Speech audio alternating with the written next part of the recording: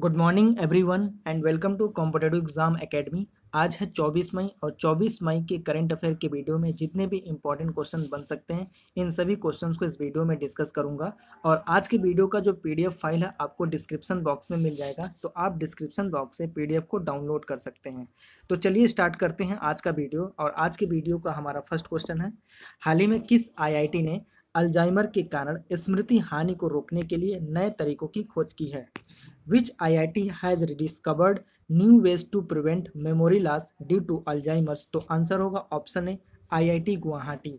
तो अभी हाल ही में आईआईटी गुवाहाटी ने अल्जाइमर के कारण स्मृति हानि को रोकने के लिए एक नए तरीकों की खोज की है। ये जो अल्जाइमर रोग है ये भूलने का रोग है और इस रोग का पता सर्वप्रथम एक वैज्ञानिक जिनका नाम था अलोइस अल्जाइमर, इनके नाम पर रखा गया है। और इस बीमारी के लक्षणों में याददाश्त की कमी हो जाती है, जो पर्सन है वो निर्णय नहीं ले पाता है, उसको बोलने में दिक्कत आती है। रक्तचाप यानी ब्लड प्रेशर, मधुमेह, डायबिटीज़, आधुनिक जीवन शैली यानी मॉडर्न जो लाइफ स्टाइल है, और सर में कई बार चोट लग जाने से इस बीमारी के होने की आशंका बढ़ जाती है। और इस बीमारी का फिलहाल कोई भी स्थायी इलाज नहीं है। और ये भी आपको याद रखना है कि 2020 का जो खेलो इंडिया यूथ गेम्स हुआ था ये असम के गुवाहाटी में हुआ था, और 2020 का जो फिल्म फेयर पुरस्कार दिया गया है ये असम के गुवाहाटी में दिया गया है। और अगर आप हमारा पिछला करंट अफेयर का वीडियो पढ़ा होगा तो हमने ये बताया था कि आईआईटी गांधीनगर ने लॉकडाउन के दौरान जो स्टूडेंट घर पे हैं उन्हें रचनात्मक परियोजनाओं में व्यस्त रखने के लिए प्रोजेक्ट आइजैक लॉन्च किया था। और आईआईटी जो रुड़की है इन्होंने प्राणवायु नामक एक पोर्टेबल वेंटिलेटर को विकसित किया था, और उन्होंने स्वास्थ्य कर्मचारियों के लिए फेस शील्ड मास्क को भी विकसित किया था। आईआईटी मुंबई की टीम ने क्वारंटाइन नामक एक मोबाइल ऐप को विकसित किया था, और आईआईटी रोपड़ ने किराने का सामान और मुद्रा नोटों यानी करेंसी नोटों को सैनिटाइज करने के लिए एक नई तकनीक को विकसित किया था। और आईआईटी मद्रास में 2020 में भारत की पहली हाइपरलूप पॉड प्रतियोगिता का आयोजन किया जाना है। नेक्स्ट क्वेश्चन है, हाल ही में केंद्र सरकार ने किस मंदिर के पूर्ण सौरकरण के लिए एक योजना शुरू की है? Recently the central government has launched a scheme for complete sacrification of which temple? तो आंसर है ऑप्शन बी कोणार्क सूर्य मंदिर यानी कोणार्क सन टेम्पल। तो अभी हाल ही में केंद्र सरकार ने कोणार्क सन टेम्पल के पूर्ण सौरकरण यानी कंप्लीट सोलराइजेशन के लिए एक योजना को शुरू किया है। ये जो मंदिर है इसको बनवाया था 13वीं शताब्दी के गंग वंश के राजा नरसिम्हन देव प्रथम ने, और ये जो मंदिर है सूर्य देव को समर्पित है, और साथ ही साथ ये यूनेस्को वर्ल्ड हेरिटेज साइट भी है।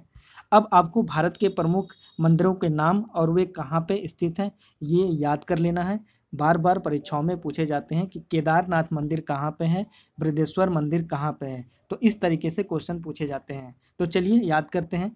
अक्षरधाम मंदिर है नई दिल्ली में, केदारनाथ मंदिर है रुद्रप्रयाग उत्तराखंड में, श्री सिद्ध विनायक मंदिर मुंबई महाराष्ट्र में है, काशी विश्वनाथ मंदिर वाराणसी उत्तर प्रदेश में है, सूर्य मंदिर ब्लैक पगोड़ा कोणार्क उड़ीसा में है, बृहदेश्वर मंदिर तंजौर तमिलनाडु में है, हजारा राम मंदिर हम्पी कर्नाटक में है, विरूपाक्ष मंदिर पटकल कर्नाटक में है, स्वर्ण मंदिर अमृतसर पंजाब में है, मीनाक्षी मंदिर मदुरई तमिलनाडु में है, सोमनाथ मंदिर सोमनाथ गुजरात में है, सबरीमाला मंदिर पथनामथिट्टा केरल में है, सबरीमाला मंदिर पथनामथिट्टा केरल में है, दिलवाड़ा जैन मंदिर माउंट आबू राजस्थान में है, कामाख्या मंदिर गुवाहाटी असम में है।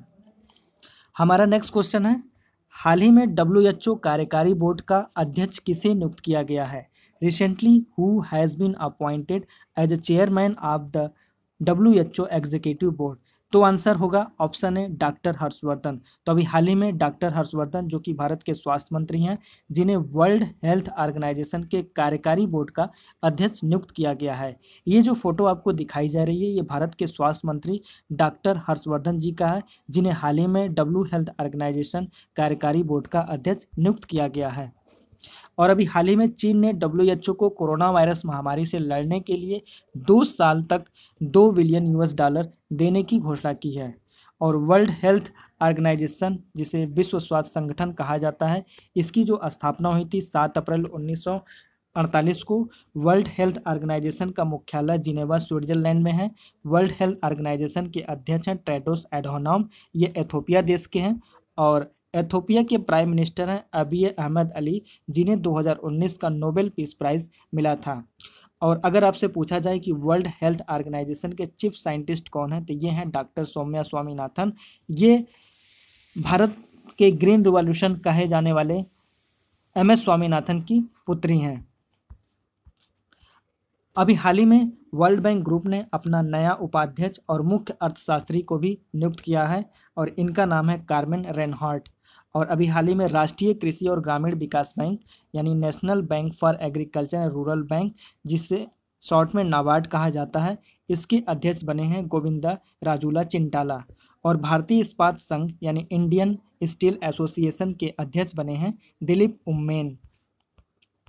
हमारा नेक्स्ट क्वेश्चन है, हाल ही में केरल उच्च न्यायालय के अतिरिक्त न्यायाधीश के रूप में किसे नियुक्त किया गया है? Recently who has been applied as an additional जज ऑफ केरला हाई कोर्ट? तो आंसर होगा ऑप्शन ए करुणाकरण नायर हरिपाल। तो अभी हाल ही में करुणाकरण नायर हरिपाल को केरल उच्च न्यायालय के अतिरिक्त न्यायाधीश के रूप में यानी एडिशनल जज के रूप में नियुक्त किया गया है। ये जो फोटो आपको दिखाई जा रही है, ये करुणाकरण नायर हरिपाल हैं, जिन्हें केरल के एडिशनल जो जज हैं नियुक्त किए गए हैं हाई कोर्ट के। केरल के चीफ मिनिस्टर हैं पिनरई विजयन। केरल की कैपिटल है तिरुवनंतपुरम। केरल के गवर्नर हैं आरिफ मोहम्मद खान। केरल में इराविकुलम नेशनल पार्क है, साइलेंट वैली नेशनल पार्क है, अन्नामुडी 16 नेशनल पार्क है, मैथिकेटन 16 नेशनल पार्क है, पंपादम 16 नेशनल पार्क है एंड पेरियार नेशनल पार्क है। हमारा नेक्स्ट क्वेश्चन है, हाल ही में अंतर्राष्ट्रीय जैव विविधता दिवस कब मनाया गया? Recently on which day international day for biological diversity is observe? तो आंसर होगा ऑप्शन सी 23 मई। तो अभी हाल ही में 23 मई को अंतर्राष्ट्रीय जैव विविधता दिवस यानी international day for biological diversity को मनाया गया। और इस बार का जो international day for biological diversity day मनाया गया, इसकी जो थीम थी our solutions are in nature था। विश्व जल दिवस मनाया गया है 22 मार्च को। विश्व पृथ्वी दिवस मनाया गया 22 अप्रैल को। अंतर्राष्ट्रीय योग दिवस मनाया गया है 21 जून को। और इस बार का जो विश्व पृथ्वी दिवस मनाया गया है उसका विषय था क्लाइमेट एक्शन। और विश्व जल दिवस जो मनाया गया है, इसका जो थीम था वाटर एंड क्लाइमेट चेंज, जल और जलवायु परिवर्तन। नेक्स्ट क्वेश्चन है, हाल ही में ऑयल इंडिया लिमिटेड को किस राष्ट्रीय उद्यान के नीचे अपनी अन्वेषण परियोजनाओं के लिए पर्यावरण मंजूरी मिली है? Recently oil India limited has received environmental clearance for its exploration project under which national park? तो आंसर होगा ऑप्शन सी डिब्रू सैकवा राष्ट्रीय उद्यान यानी डिब्रू सैकवा नेशनल पार्क। तो अभी हाल ही में ऑयल इंडिया लिमिटेड को डिब्रू सैकवा नेशनल पार्क उद्यान के नीचे अपनी अन्वेषण परियोजनाओं के लिए पर्यावरण मंजूरी मिली है। ऑयल इंडिया लिमिटेड की बात करें तो हेडक्वार्टर इसका डिब्रूगढ़ असम में है। चेयरमैन और एमडी हैं Sushil Chandra Mishra. Manas national park, Nameri national park, Orang national park, Dibru Saikhowa national park और काजीरंगा नेशनल पार्क ये स्थित हैं असम में। काजीरंगा नेशनल जो पार्क है ये एक सींग वाले गैंडे के लिए पसंद है और ये वर्ल्ड हेरिटेज साइट भी है यूनेस्को का। और अगर आपसे पूछें कि फॉरेस्ट मैन ऑफ इंडिया किसे कहा जाता है, तो जादव पायंग को फॉरेस्ट मैन ऑफ इंडिया कहा जाता है और इन्हें 2020 का स्वामी विवेकानंद कर्मयोगी पुरस्कार से सम्मानित किया गया है और इन्हें कॉमनवेल्थ के पॉइंट्स ऑफ लाइफ अवार्ड से भी सम्मानित किया गया है। असम की राजधानी है दिसपुर, राज्यपाल हैं जगदीश मुखी और मुख्यमंत्री हैं सर्बानंदा सोनोवाल। नेक्स्ट क्वेश्चन है, भारतीय रिजर्व बैंक ने एक्सिम बैंक को कितने करोड़ रुपए का कर्ज देने का ऐलान किया है? How many crores of rupaye did the reserve bank of India announce to give Exim bank a loan? तो आंसर होगा ऑप्शन बी 15,000 करोड़ रुपए। तो अभी हाल ही में भारतीय रिजर्व बैंक यानी रिजर्व बैंक ऑफ इंडिया ने एक्सिम बैंक को 15,000 करोड़ रुपए देने का ऐलान किया है। और भारतीय रिजर्व बैंक ने सुस्त पड़े विदेश व्यापार की मदद के लिए भारतीय निर्यातक आयात बैंक एक्सिम बैंक को 15,000 करोड़ रुपए देने की सहायता की घोषणा की है।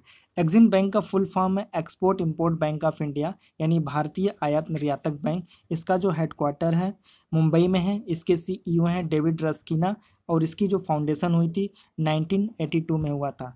और बात करें आरबीआई की, तो आरबीआई के गवर्नर हैं शक्तिकांत दास, जो कि 25वें नंबर के गवर्नर हैं। आरबीआई का हेडक्वार्टर मुंबई में है। आरबीआई की स्थापना हुई थी 1 अप्रैल 1935 को और आरबीआई का जो राष्ट्रीयकरण हुआ था 1 जनवरी 1949 को हुआ था। और अभी हाल ही में आरबीआई ने डिजिटल बैंकिंग को बढ़ावा देने के लिए ट्विटर अभियान को शुरू किया है, जिसके ब्रांड एम्बेसडर हैं अमिताभ बच्चन।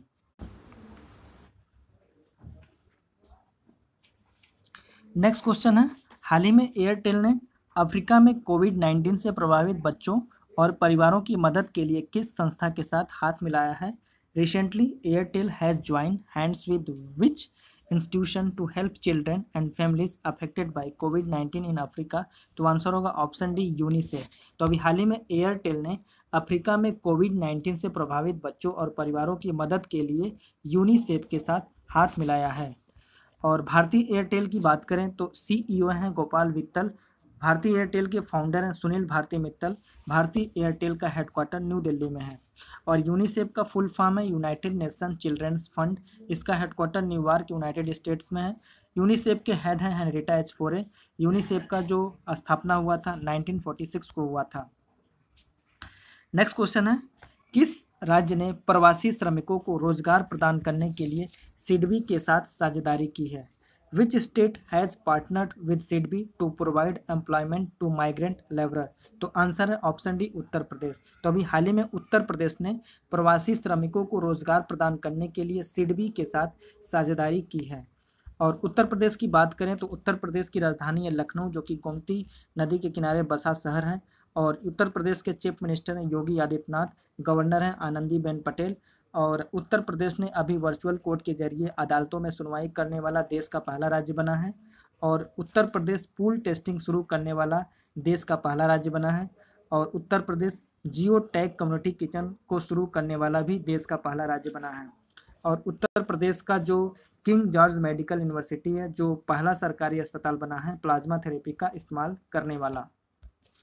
और अभी हाल ही में यूपी की सरकार ने प्रवासियों को राहत देने के लिए प्रवासी राहत मित्र नामक एक नए ऐप को लॉन्च किया है।